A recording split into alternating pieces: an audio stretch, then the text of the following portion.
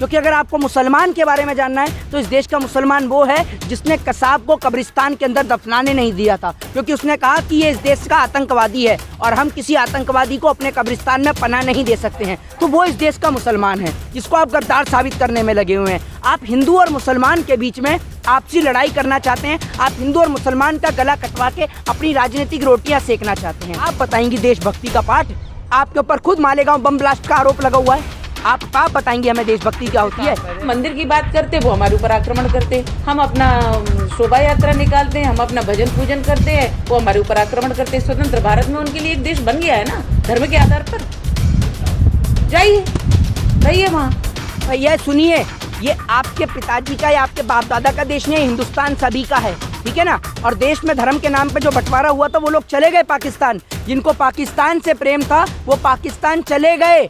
अब आप नहीं बताएंगे कि कौन हिंदुस्तान में रहेगा और कौन नहीं रहेगा, ठीक है ना। हिंदुस्तान एक सेकुलरिज्म कंट्री है, डेमोक्रेटिक कंट्री है। इस देश की माएँ अपने बेटों को आर्मी में भेजती हैं देश की हिफाजत करने के लिए, वो भी तो मुसलमान हैं बच्चे। तो आप उनको कैसे कह रहे हैं कि भैया कि धर्म के नाम पे देश झुके हैं? और क्या कहेंगे?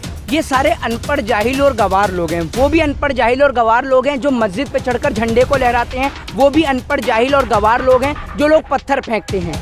ये लोग किसी जाति, किसी भी धर्म, किसी भी मजहब के नहीं हो सकते। और कोई भी व्यक्ति अगर इस धर्म को, अगर इस दंगे को धर्म से जोड़ता है तो उससे बड़ा मूर्ख मैं किसी को नहीं मानता हूँ। क्योंकि अगर आपको मुसलमान के बारे में जानना है तो इस देश का मुसलमान वो है जिसने कसाब को कब्रिस्तान के अंदर दफनाने नहीं दिया था, क्योंकि उसने कहा कि ये इस देश का आतंकवादी है और हम किसी आतंकवादी को अपने कब्रिस्तान में पनाह नहीं दे सकते हैं। तो वो इस देश का मुसलमान है जिसको आप गद्दार साबित करने में लगे हुए हैं। आप हिंदू और मुसलमान के बीच में आपसी लड़ाई करना चाहते हैं, आप हिंदू और मुसलमान का गला कटवा के अपनी राजनीतिक रोटियां सेकना चाहते हैं।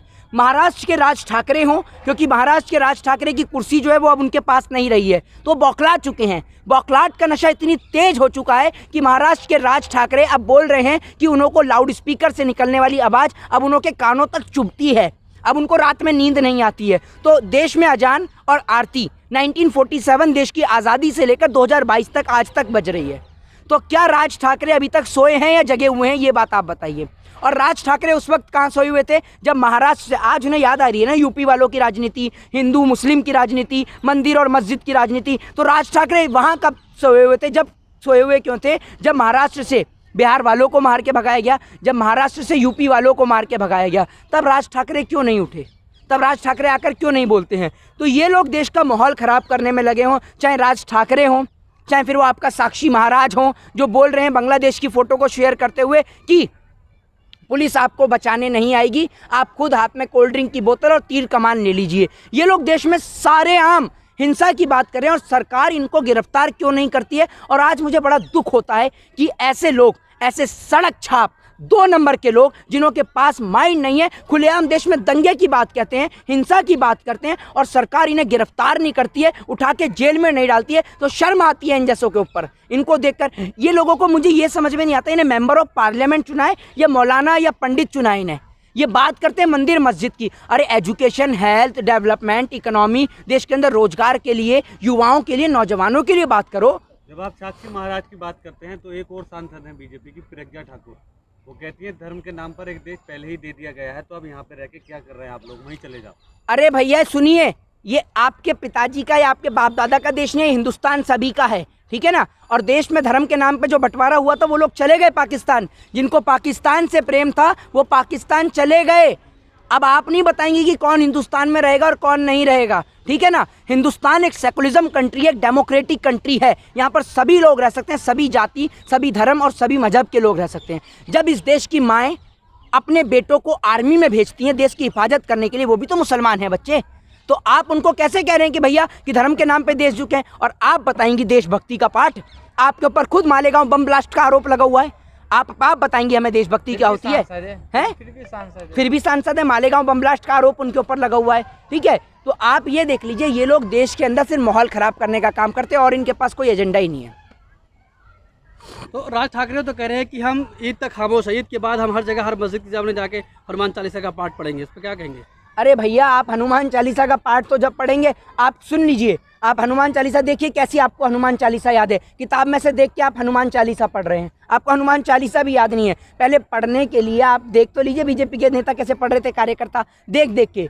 पहले पढ़ने के लिए याद भी तो होनी चाहिए। आपको तो याद ही नहीं है, आप तो सिर्फ ठेकेदार बने पड़े हैं। आपको तो याद भी नहीं कि हनुमान चालीसा होती क्या है। आपको याद है?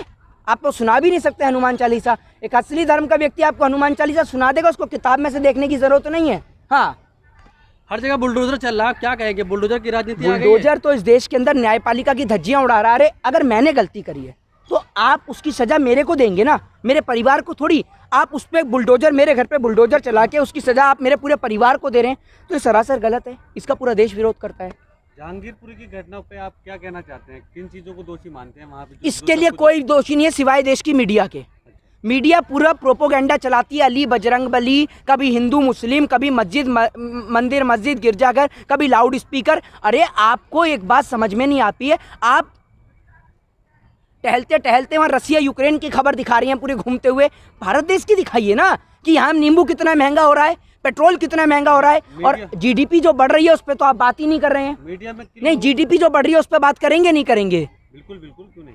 क्या जीडीपी बढ़ रही है? तो अडानी कह दिए हम जीडीपी बढ़ाएंगे 2 साल 3 साल बाद। हाँ तो बढ़ा ही रहे हैं। अरे अभी से बढ़ा रहे हैं, देखा नहीं क्या? जीडीपी का मतलब है गैस, डीजल और पेट्रोल, तीनों बढ़ रहे हैं। जीडीपी बढ़ तो रही है, कितनी तेजी से बढ़ रही है आप देख लीजिए। अब जीडीपी का मतलब ही इन्होंने बदल दिया है। ये लोग हिंदू और मुस्लिम में इल्झाकर, जब किसी देश की आर्थिक स्थिति खराब होती है तब उस देश की सरकार वहाँ के लोगों को हिंदू और मुस्लिम में इल्झा के रखती है। ये इस सरकार का एक पुराना प्रोपोगेंडा है। अच्छा मोहित शर्मा, यूके के प्राइम मिनिस्टर आते हैं तो प्रधानमंत्री का स्वागत नहीं करते बल्कि अडानी स्वागत करते हैं, इस पर क्या कहेंगे? अब आप ये देख लीजिए ना, यही होता है देश की हालत। अब प्रधानमंत्री जी थोड़ी हैं ठेकेदार, ठेकेदार तो वो हैं असली, वो हैं मालिक, उनको बना रखा है, व्यापार उनको दे रहे हैं। मोदी जी थोड़ी हैं। मोदी जी तो आप समझिए मेन तो अंबानी अडानी हैंडल कर रहे हैं, जिनको लाखों करोड़ों का बिजनेस मिल रहा है, कोविड में भी पैसा बढ़ रहा है, वही है भैया इस देश के उद्योगपति। तो तभी तो हम आपसे बोल रहे हैं कि जब सभी चीज़ का प्राइवेटाइजेशन हो रहा है तो नेता मंत्री का भी कर दो, एमएलए और एमपी भी किराए पे रख लेंगे। जय हिंद, जय भारत, वंदे मातरम।